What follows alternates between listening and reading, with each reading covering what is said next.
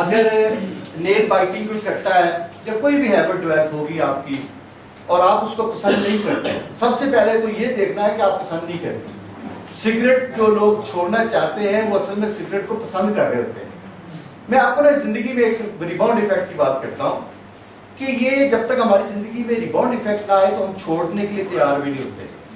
میرے ایک بہنوئی ہیں جو اکاڑا سے تعلق رکھتے ہیں، تو ہمارے ایک میری جو خالہ ساس تھی ان کو کینسر تھا، سوری جو میری سلج ہے جو صالحات کہتے ہیں اسے، اس کو کینسر تھا تو وہ ادھر شوکت خانے میں تھی. تو اس کو وہ دیکھنے کے لیے اکاڑا سے آئے، ایک دفعہ میرے گھر آئے، میں ان کو لے کے وہاں گیا. اچھا میری جو سسٹر تھی وہ کہتی تھی کہ یہ سگریٹ نہیں چھوڑتے، آپ کے جو بہنوئی ہے یہ سگریٹ نہیں چھوڑتے.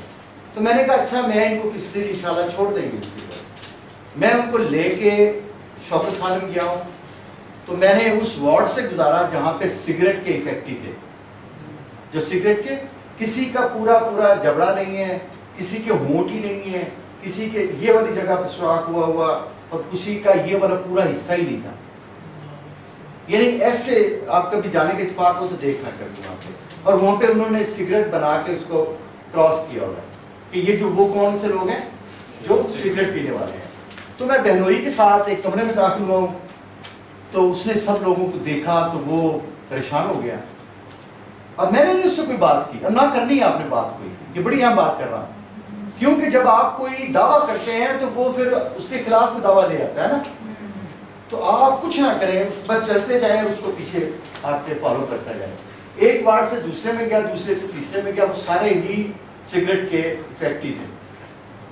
جب میں باہر نکلا میں نے کہا آؤ آپ کو چائے پلاتا ہوں ذرا اس پہ کینٹین پہ. تو اس شخص کو میں نے دیکھا اس نے سگریٹ کی ڈبی پھینکی اور اس کے اوپر پاؤں رکھ دیا. پھر زندگی میں کم سے کم